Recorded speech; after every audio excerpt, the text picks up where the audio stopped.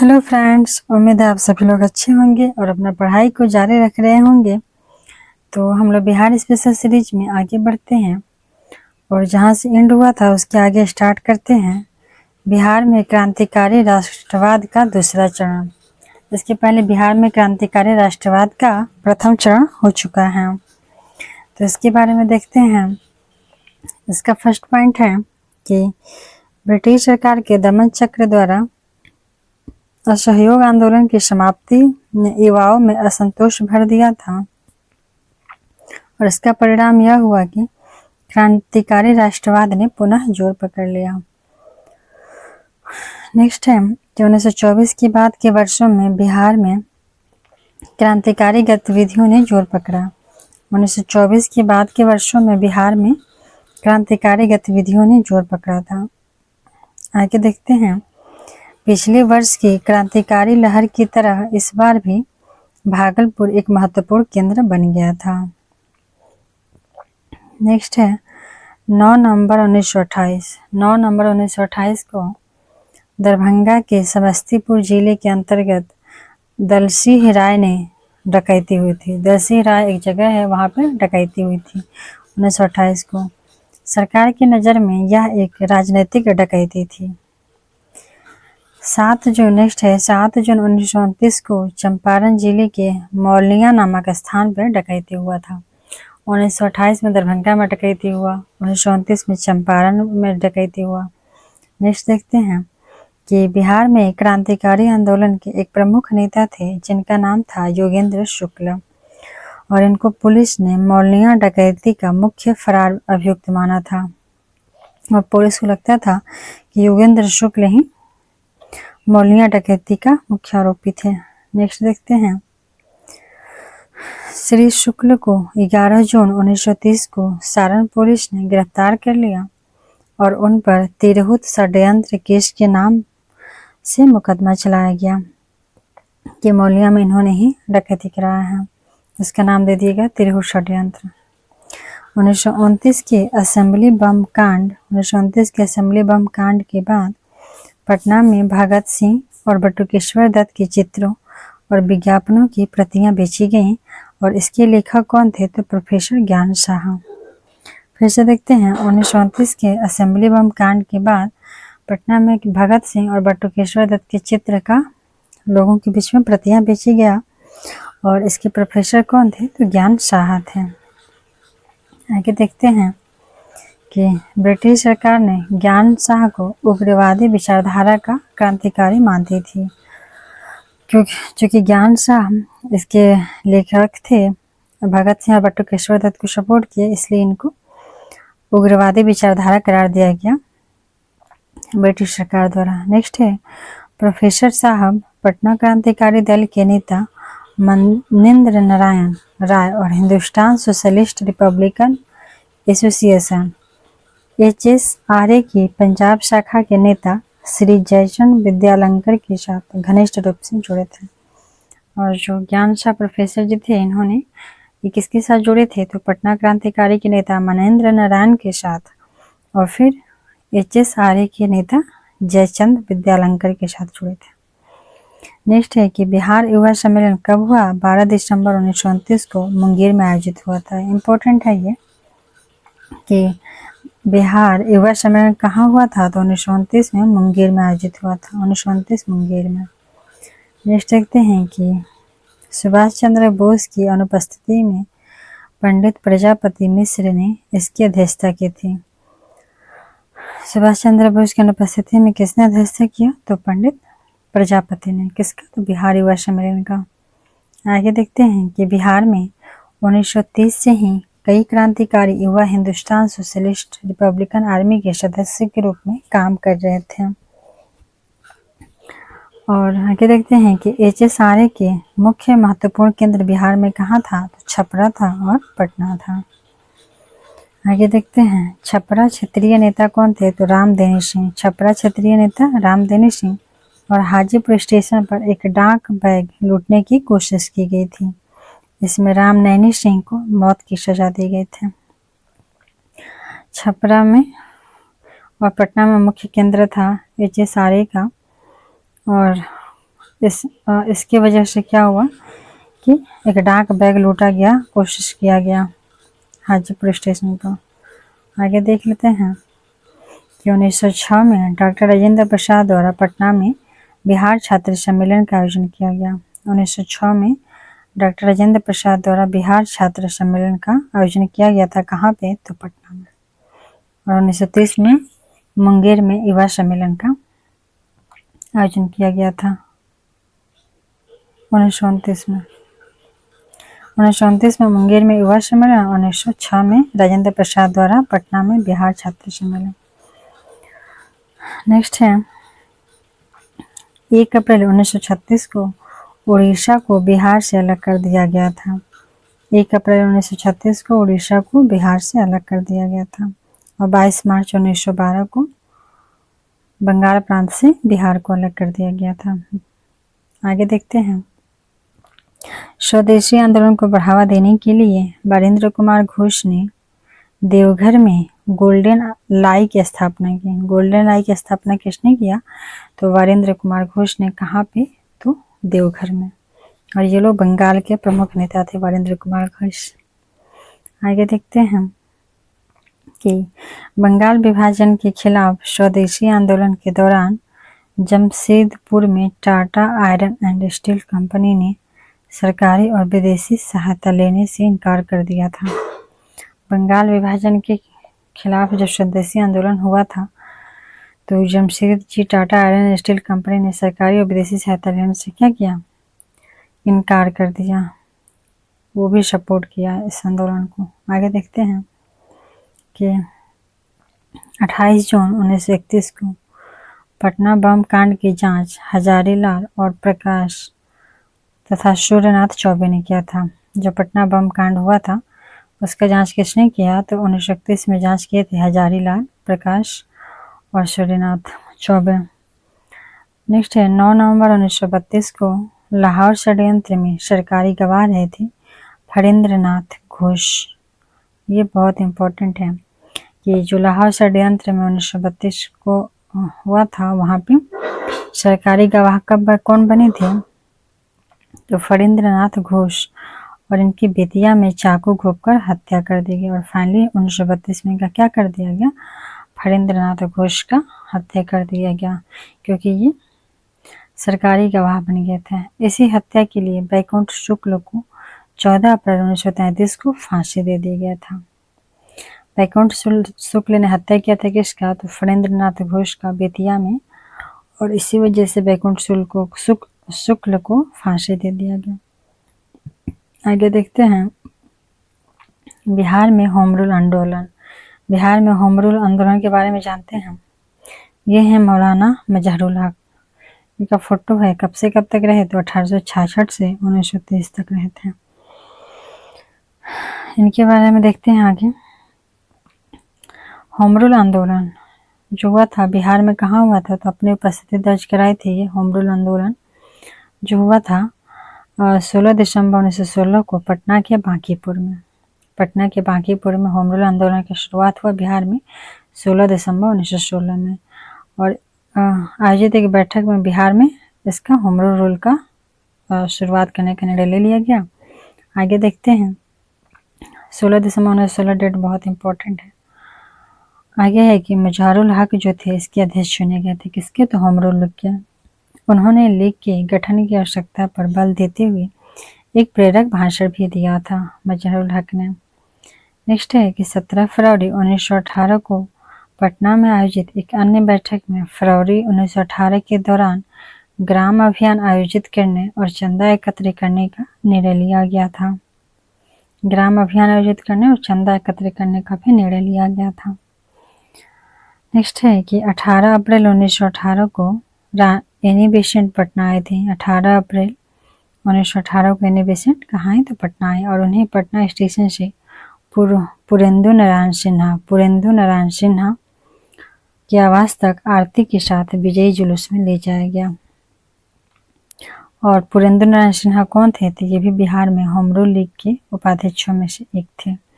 और home rule league के अध्यक्ष कौन थे? तो मजहरूल हक। आगे देखते हैं कि स्थानीय होम रूल नेताओं हसन इमाम, पुरेंद्र नारायण सिन्हा और सरफराज हुसैन खान ने पटना में अली मंजिल में आयोजित एक बैठक में नवीनतम घोषणा पत्र पर हस्ताक्षर किया। इन सब बातों ने बिहार के कमिश्नर को बहुत परेशान किया था। ये लोग बैठक कर रहे थे, तो जो बिहार के कमिश्नर थे वो नहीं चाहते थे कि लोग बैठक करें और कोई क्रांति को जन्म दें। आगे देखते हैं। श्रीमती बेसेंट ने 25 जुलाई 1918 को पुनः पटना का दौरा किया ताकि राजनीतिक सुधारों के बारे में स्थानीय होम रूलर्स के विचारों का पता लगाया जा सके और हसन इमाम तथा सच्चिदानंद सिन्हा से उनकी मुलाकात हुई। तो जब वो पटना का दौरा कर रही थी बेसेंट, तो किससे मिली? तो सच्चिदानंद सिन्हा से और हसन इमाम से मिली थी। नेक्स्ट है कि गांधी जी के सहयोगी जनकधारी प्रसाद। गांधी जी के सहयोगी कौन थे? तो जनकधारी प्रसाद। इन्होंने कुछ स्थानीय वकीलों तथा व्यापारियों की मदद से मुजफ्फरपुर में होम रूल लीग की शुरुआत की। गांधी जी के सहयोगी जनकधारी प्रसाद के साथ मिलकर इन लोगों ने मुजफ्फरपुर में भी क्या किया? होम रूल लीग का शुरुआत कर दिया। जो पटना में था मुजफ्फरपुर में भी हो गया।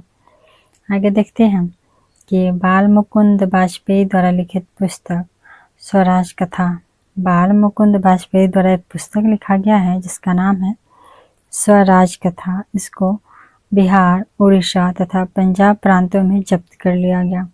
स्वराज कथा को तीनों जगह पे बिहार, उड़ीसा और पंजाब में जब्त कर लिया गया। और किसके द्वारा लिखा गया है स्वराज कथा? बाल मुकुंद वाजपेयी। बाल मुकुंद वाजपेयी द्वारा। नेक्स्ट है कि बिहार में होम रूल आंदोलन के कुछ महत्वपूर्ण नेता के बारे में देख लेते हैं। तो इनमें सबसे इम्पोर्टेंट थे मुजहरुल हक, जो इसके अध्यक्ष थे।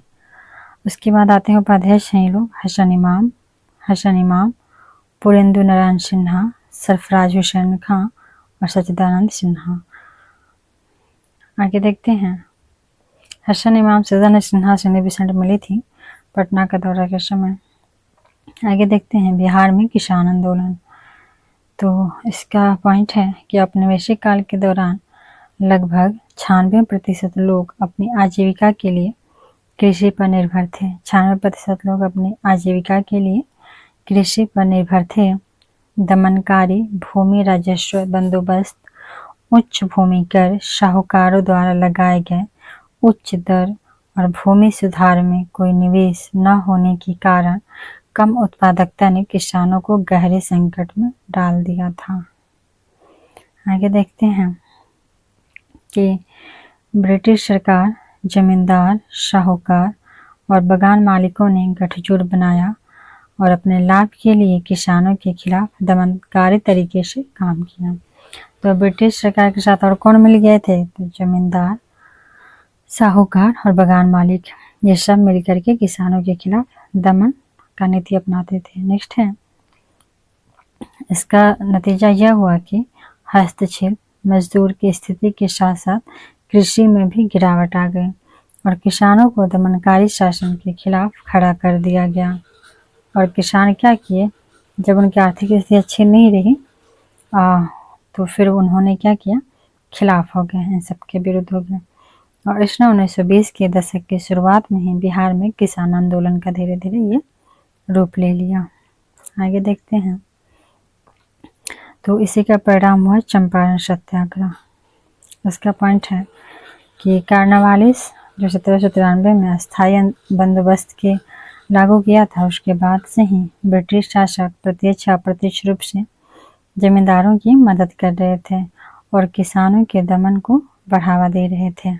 नेक्स्ट है कि 1857 के विद्रोह के बाद भी सरकार के किसान विरोधी रवैये में कोई बदलाव नहीं आया और 1857 में इतना व्यापक स्तर पे युद्ध हुआ था, उसके बावजूद भी सरकार किसान के विरुद्ध अपना रवैया में बदलाव नहीं किया। नेक्स्ट है कि इसलिए समय समय पर किसान ब्रिटिश शासन के खिलाफ विरोध में उठ खड़े हुए, जैसे कि बंगाल का नील किसान हड़ताल जो 1860 में हुआ था, नील आंदोलन बहुत फेमस है ये। और 1875 का दक्कन दंगा जो साउथ में है दक्कन, वहाँ पे दंगा हुआ था 1875 में। मालाबार में मोपला विद्रोह भी हुआ था जो किसानों का था, 1836 और 1896 में हुआ था। इन विरोधों में अपनाए गए तरीके हिंसक थे और ये विरोध अच्छी तरह से संगठित भी नहीं थे क्योंकि यह स्थानीय स्तर पे थे। लेकिन चंपारण आंदोलन बहुत अच्छी तरह से संगठित था और अंग्रेजों के खिलाफ विरोध करने के लिए यहाँ अहिंसक तरीके का इस्तेमाल किया गया था। आगे देख लेते हैं कि भारत के अन्य हिस्सों की तरह चंपारण में भी किसानों का शोषण जारी था। नेक्स्ट है कि यूरोपियन नील उत्पादन चंपारण के किसानों पर अत्याचार करते थे। जो यूरोपियन थे वो नील उत्पादक थे, चंपारण के किसानों पे क्या करते थे? अत्याचार। जबकि ऑलरेडी नील विद्रोह हो चुका था 1807 में, फिर भी उन लोगों ने सबक नहीं लिया था। नेक्स्ट है कि यूरोपीय बगान मालिक किसानों को लंबे समय तक भूमि के 3/20 हिस्से पर नील उगाने के लिए मजबूर कर रहे थे। 3/20 हिस्से का मतलब क्या हुआ कि या 1 बीघा में 3 कट्ठा, 1 बीघा में 3 कट्ठा होता है, तो आप 20 कट्ठा में से 3 कट्ठा पे नील की खेती कीजिए।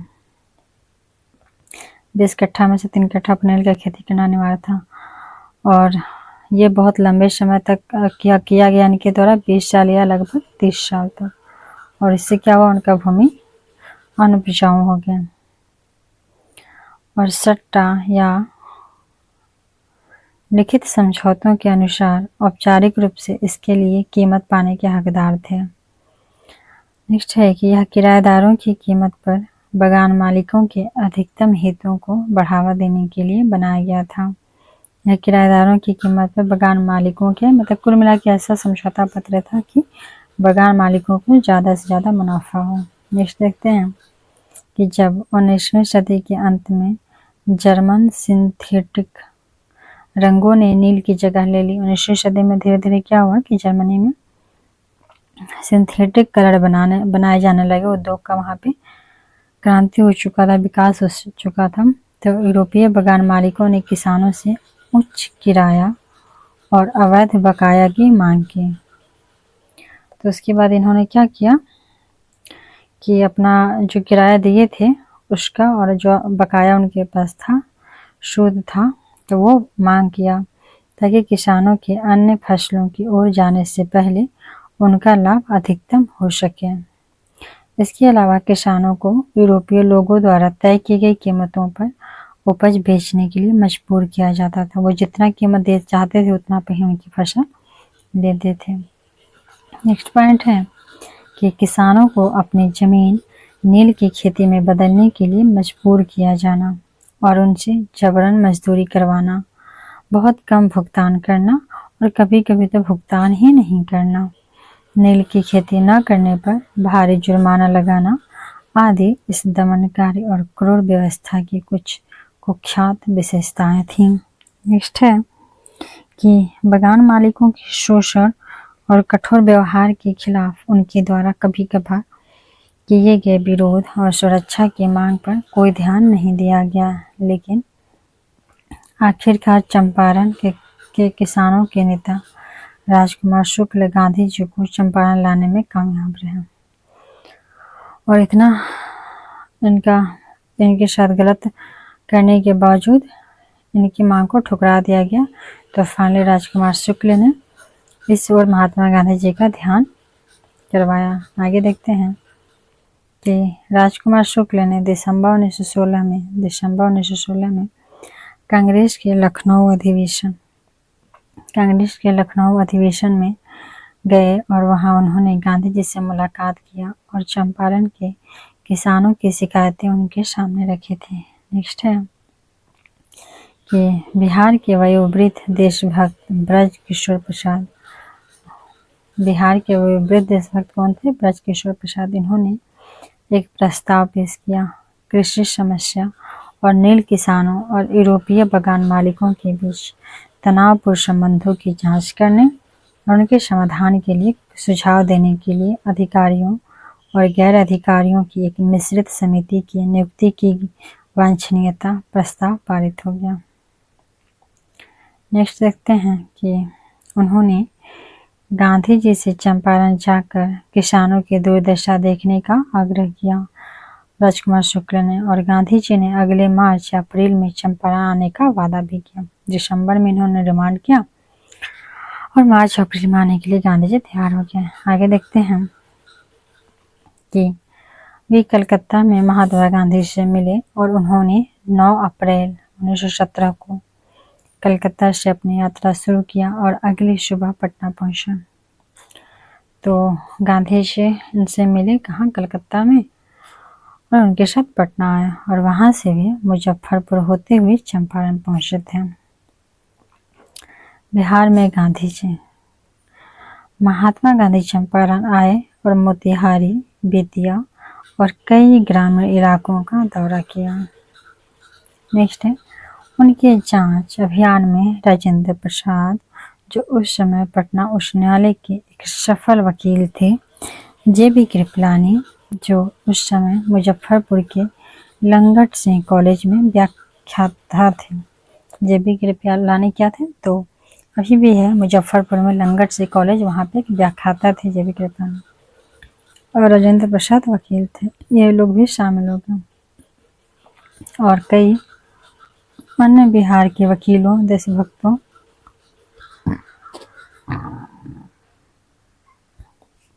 इन सबने मिलकर उनकी सहायता की।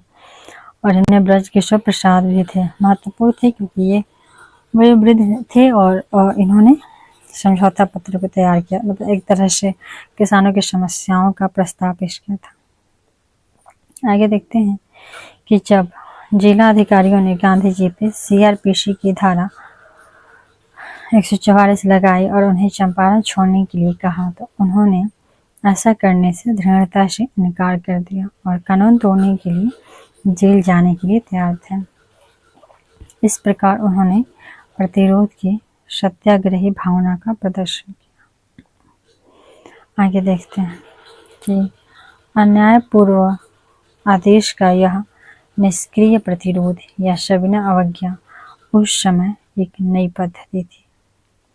नेक्स्ट है कि लेफ्टिनेंट गवर्नर के आदेश पर गांधी जी के खिलाफ मामला वापस ले लिया गया और मामला को बढ़ते देख करके जो गवर्नर थे, लेफ्टिनेंट गवर्नर, वो मामला को खिलाफ उनका जो रिपोर्ट हुआ था उसको वापस ले लिया गया और लेफ्टिनेंट के निमंत्रण पर सरकार ने मामले को देखने के लिए एक समिति नियुक्त किया और गांधी जी को एक सदस्य के रूप में नामित किया।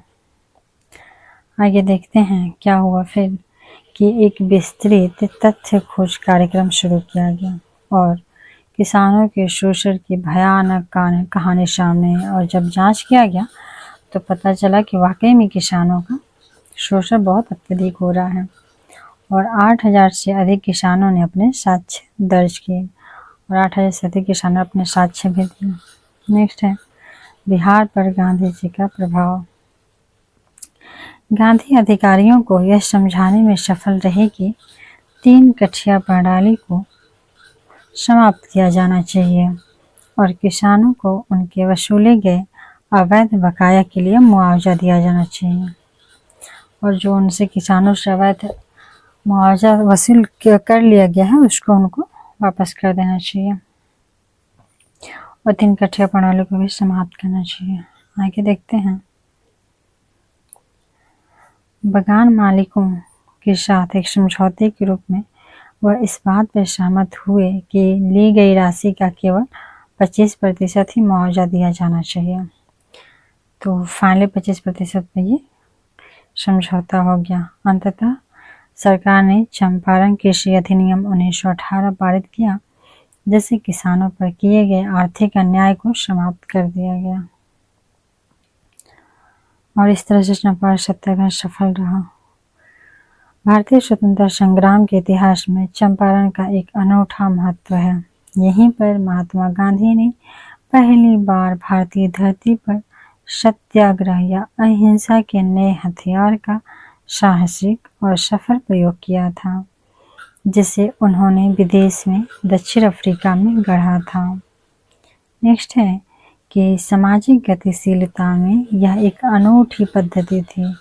सामाजिक गतिशीलता में यह एक अनूठी पद्धति थी यह उस पर आधारित था जिसे वे आत्मबल कहते थे, जिसे सेवा और त्याग के माध्यम से विकसित किया गया था और जिसमें सत्य था और अहिंसा का मुख्य आधार था। आगे देख लेते हैं कि इसका उद्देश्य क्या था। तो इसका उद्देश्य था सभी मानवीय बुराइयों को समाप्त करना, सभी मानवीय बुराइयों को समाप्त करना और दलित लोगों को जागृत करना और उनका उद्धार करना, आर्थिक असमानताओं को दूर करना, समाज को शुद्ध करना और तथा इसलिए चंपारण सत्याग्रह को भारत में स्वतंत्रता संग्राम के इतिहास में एक महत्वपूर्ण मोड़ माना जाता है।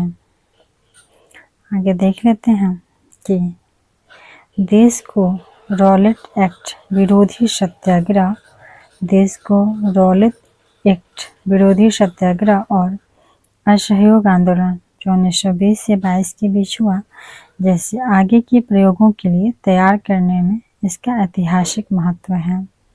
नेक्स्ट है कि चंपारण में गांधी जी ने दिखाया था कि उन्होंने खुद को ग्रामीण जनता के साथ जोड़ लिया है। आगे है कि चंपारण में महात्मा गांधी के मिशन की पहचान ग्रामीण लोगों के लिए कल्याण कार्यों के उद्घाटन से भी था जो गंभीर सामाजिक विकृतियों से पीड़ित थे, उनकी भी मदद किया गया। नेक्स्ट है कि इनमें से दो बहुत महत्वपूर्ण थे, इनमें से दो बहुत महत्वपूर्ण थे। पहला था दयनीय अज्ञानता और अस्वच्छ और अस्वास्थ्यकर परिस्थितियां में लापरवाह जीवन जीना। और गांधी जी का मानना था कि उचित ग्रामीण शिक्षा के बिना अस्थायी प्रकृति का कार्य असंभव था। तो गांधी जी इसीलिए चाहते थे कि लोग स्वच्छ रहें, स्वस्थ रहें और ज्ञान अज्ञानता को दूर करें। नेक्स्ट देखते हैं कि इसके लिए उन्हें सही प्रकार के शिक्षकों की आवश्यकता थी। शैक्षिक शिक्षकों के लिए गांधी जी की अपील पर बम्बई, कर्नाटक और महाराष्ट्र से अनुभवी सामाजिक कार्यकर्ताओं का एक समूह बिहार आया था। नेक्स्ट है कि भीतिहरवा, बरहरवा, मधुबनी आदि विभिन्न स्थानों पर कई स्कूल शुरू किए गए और बरहरवा स्कूल में बुनाई की शुरुआत की गई। तो गांधी जी ने लोगों को शिक्षित और स्वस्थ करने का भी प्रयास किया। नेक्स्ट है कि सर्वेंट्स ऑफ इंडिया सोसाइटी के मार्गदर्शन में सर्वेंट्स ऑफ इंडिया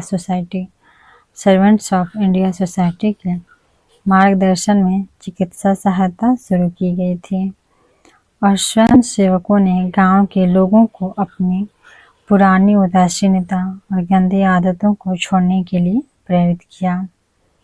नेक्स्ट देखते हैं कि गांधी जी की शांतिपुर सेना में शामिल कुछ सबसे देशभक्त नेता जैसे कि राजेंद्र प्रसाद, श्री कृष्ण सिंह जो बिहार के पहले मुख्यमंत्री थे। आगे देखते हैं चंपारण सत्याग्रह के बाद बिहार में किसान आंदोलन। और चंपारण सत्याग्रह सफलता के बाद बिहार में किसान आंदोलन हुआ कब? तो 1922 और 23 में मोहम्मद जुबैर और श्री कृष्ण सिंह ने मुंगेर में किसान सभा का गठन किया था। तो किसान सभा का गठन किसने किया? तो श्री कृष्ण सिंह और मोहम्मद जुबैर। कब? तो 1922-23 में। आगे देख लेते हैं 4 मार्च को पटना के बिहटा में स्वामी सहजानंद सरस्वती द्वारा किसान सभा का गठन किया गया और 1929 में सोनपुर बिहार में प्रांतीय किसान सभा का गठन किया गया। स्वामी सहजानंद सरस्वती इसके अध्यक्ष और श्री कृष्ण सिंह सचिव बने थे। तो चूँकि मुंगेर में श्री कृष्ण सिंह और मोहम्मद जुबैर ने किया था और बिहटा में स्वामी सहजानंद सरस्वती द्वारा किया गया और फाइनली जाके 1929 में क्या हुआ? तो सोनपुर में बिहार में प्रांतीय किसान सभा का। ये क्वेश्चन पूछते हैं कि ये प्रांतीय किसान सभा का गठन कब हुआ? तो 1929 में। कहाँ पे? तो सोनपुर में हुआ था और स्वामी सहजानंद इसके अध्यक्ष बनाए गए और श्री कृष्ण सिंह इसके सचिव बनाया गया था। नेक्स्ट है कि किसान सभा से जुड़े बिहार के अन्य नेता कौन कौन थे? तो राहुल सांकृत्यायन, यदुनंदन शर्मा, कार्यानंद शर्मा और पंचानन शर्मा। नाम बहुत फेमस है और इसको याद भी करना जरूरी है। राहुल सांकृत्यायन, यदुनंदन शर्मा, कार्यानंद शर्मा और पंचानन शर्मा इत्यादि थे। आगे देख लेते हैं कि 1526 में कार्यानंद शर्मा ने मुंगेर में बढ़ैया लाल या बकास्त आंदोलन का नेतृत्व किया। 1926 होगा, ये गलती लिख दिया। कार्यानंद शर्मा ने मुंगेर में बढ़ैया ताल या बकास्त आंदोलन का नेतृत्व किया था।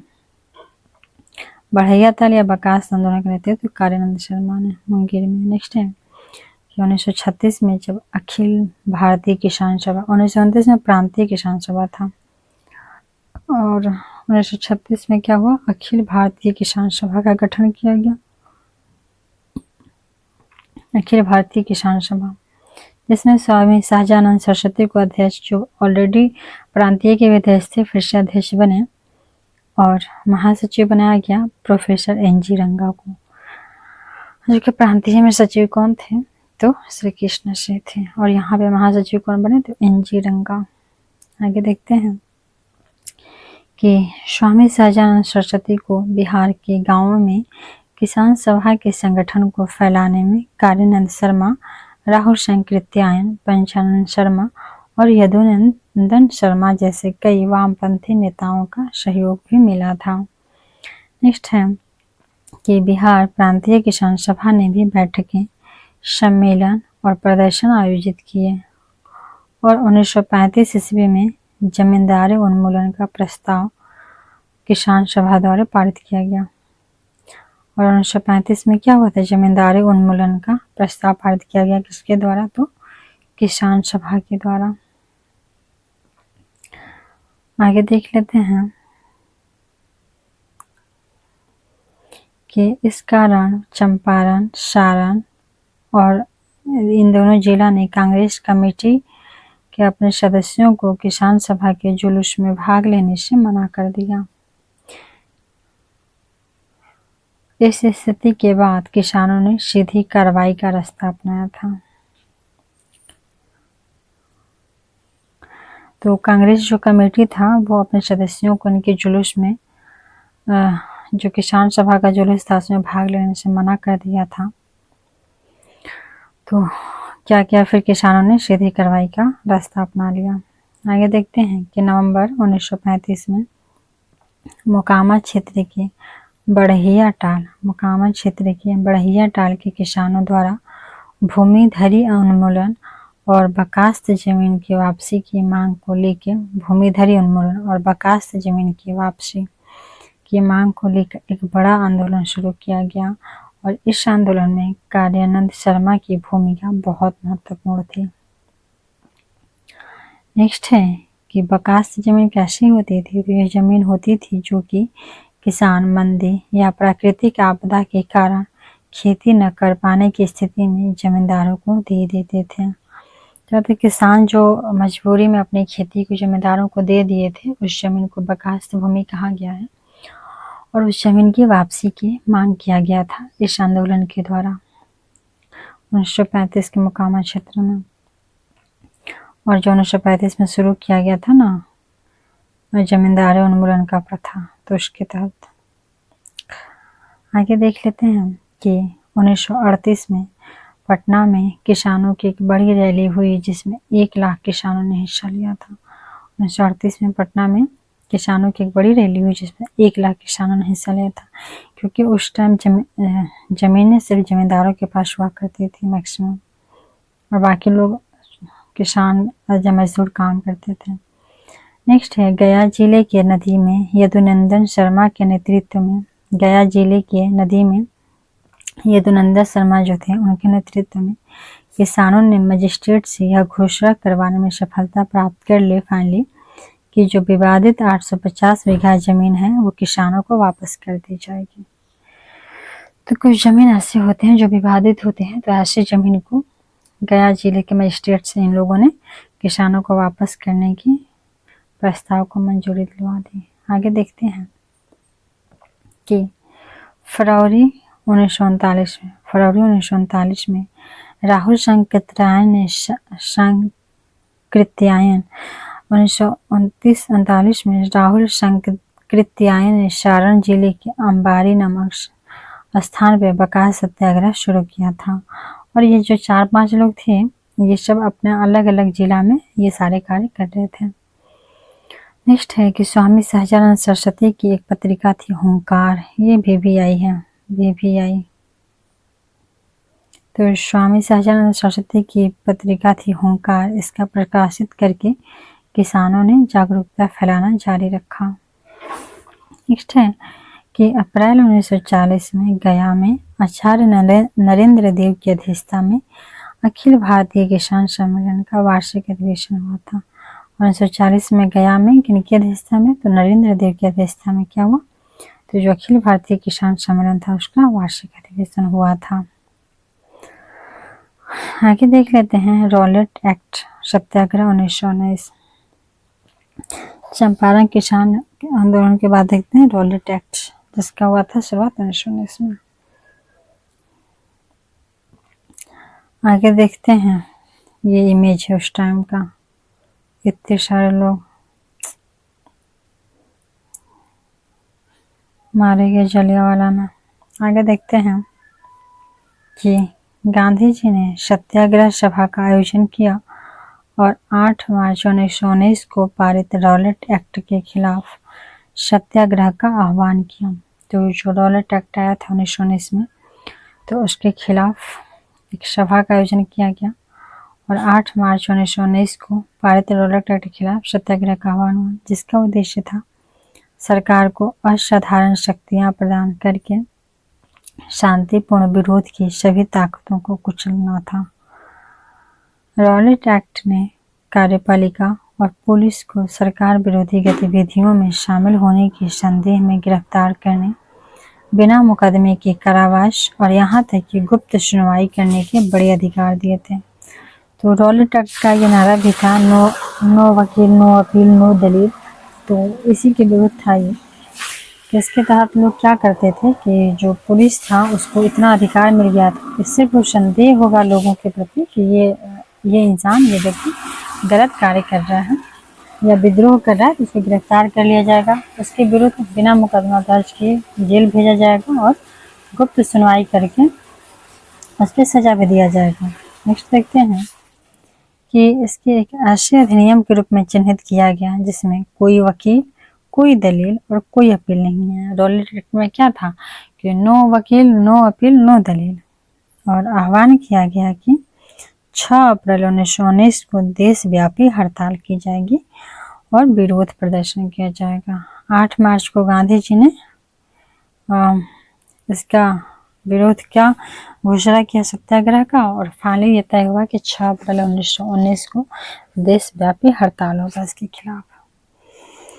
आगे देखते हैं कि बिहार ने इस सत्याग्रह में सक्रिय रूप से भाग लिया और पटना, मुजफ्फरपुर, छपरा, चंपारण, मुंगेर, भागलपुर, गया आदि में हड़ताल, जुलूस और अन्य प्रदर्शन हुए थे। 6 अप्रैल को पंजाब जाते समय पलवल में गांधी जी की गिरफ्तारी हो गई थे और इसके बाद पंजाब जा रहे थे गांधी जी, तो उनकी पलवल कोई जगह है तो वहाँ पे गिरफ्तारी कर लिया गया था 13 अप्रैल 1919 को। और अमृतसर में सैकड़ों निहत्थी लोगों की जलियांवाला बाग हत्याकांड ने बिहार के दिल को पूरी तरह झकझोर दिया था। गांधी जी का गिरफ्तारी हुआ और 13 अप्रैल 1919 को अमृतसर में बहुत सारे लोग जो इकट्ठा होकर प्रदर्शन मीटिंग कर रहे थे उनके पर गोलियां चली और जलियांवाला बाग हत्याकांड हुआ फाइनली। आगे देखते हैं कि खिलाफत और असहयोग आंदोलन। खिलाफत और असहयोग आंदोलन के बारे में देखते हैं। तो खिलाफत आंदोलन, इसका है इम्पोर्टेंट पॉइंट कि प्रथम विश्व युद्ध में ओटोमन तुर्की साम्राज्य की हार पे भारतीय मुसलमानों में आक्रोश के कारण यह आंदोलन शुरू हुआ था। एक्चुअली खिलाफत आंदोलन की शुरुआत भारतीय मुद्दा से नहीं था, वो ओटोमन तुर्की साम्राज्य की हार हुआ था प्रथम विश्व युद्ध में, और इसलिए भारतीय जो मुसलमान थे उनमें क्या था, आक्रोश था। जिस तरीका से वहाबी आंदोलन क्या था, धार्मिक आंदोलन था, उसी प्रकार से खिलाफत आंदोलन भी वही था। आगे देखते हैं कि कांग्रेस के नागपुर अधिवेशन जो दिसंबर 1920 में हुआ था, खिलाफत आंदोलन के समर्थन में प्रस्ताव पारित किया गया। कांग्रेस के नागपुर अधिवेशन जो दिसंबर 1920 में हुआ था, तो खिलाफत आंदोलन के इस समर्थन में प्रस्ताव पारित इन लोगों ने किया। नेक्स्ट देखते हैं, कांग्रेस और खिलाफत समिति ने असहयोग के 3 उद्देश्यों पर सहमति जताई थी। पहला था कि पंजाब की शिकायतों का निवारण करना, दूसरा था खिलाफत की गलतियों को सुधारना और स्वराज की स्थापना करना। 3 था मुद्दा। पहला था पंजाब का शिकायत का निवारण, दूसरा था खिलाफत में जो गलतियां किया गया था उसको सुधारना और स्वराज की स्थापना। इसलिए खिलाफत आंदोलन को असहयोग आंदोलन में मिला दिया गया फाइनली, और मिल करके बड़ा आंदोलन करने का रणनीति बनाया गया। आगे देखते हैं कि प्रथम विश्व युद्ध की समाप्ति के बाद ब्रिटेन और तुर्की के बीच हुई स्वेज की संधि।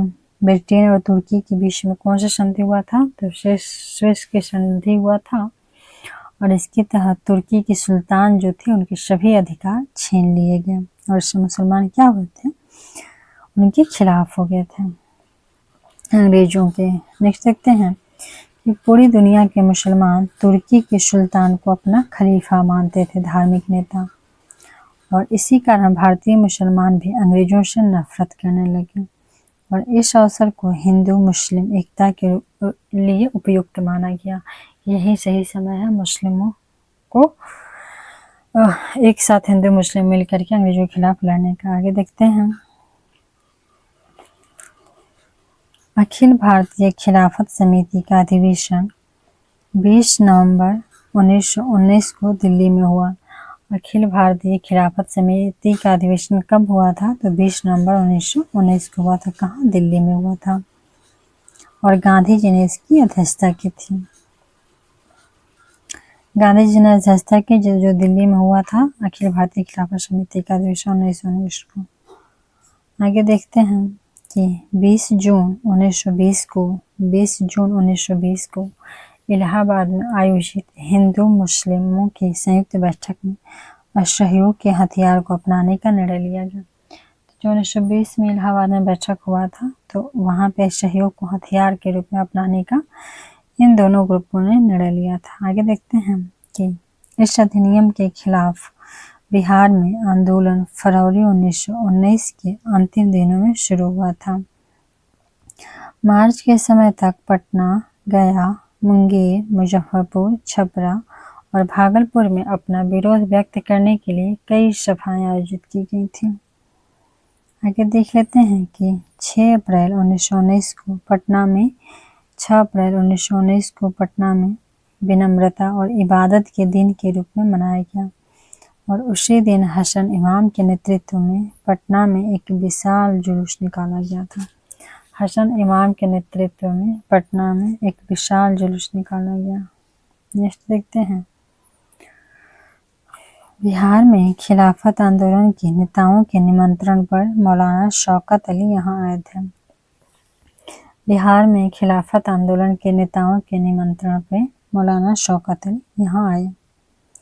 आगे देखते हैं कि 24 और 25 अप्रैल 1920 को पटना में बैठकें हुई। 24 और 25 अप्रैल 1920 को पटना में क्या हुआ, बैठकें हुआ, और इनमें मौलाना शौकत अली ने खिलाफत समस्या के समाधान के लिए अपना सब कुछ कुर्बान करने का आह्वान किया। तो जो मौलाना शौकत अली जी थे, ये अपना सब कुछ कुर्बान करने का आह्वान किया पटना में 1920 में। तो सब ये 1920 का ही है, बहुत जगह पे बैठकें हुआ, और फाइनली लोगों में एक बनाया गया कि असहयोग आंदोलन को शुरुआत करते हैं। आगे देखते हैं कि 1919 को फुलवारी शरीफ में मुस्लिम उलेमाओं का सम्मेलन हुआ और जिसमें ब्रिटिश सरकार के साथ असहयोग का प्रस्ताव पारित किया गया। आगे है कि 1 अगस्त को पटना में हुई बैठकों में नूरुल हसन ने प्रांतीय विधानमंडल से इस्तीफा दे दिया। अर्थात बहुत सारे जगह पे बैठकें हुई, बहुत सारे लोग मिलकर फाइनली सहयोग आंदोलन का सूत्रधार किए। और आगे देखते हैं सहयोग आंदोलन। अब यहीं पे करते हैं वीडियो खत्म, बहुत लंबी वीडियो हो गई। तो अब देखते हैं असहयोग आंदोलन से अगले वीडियो में।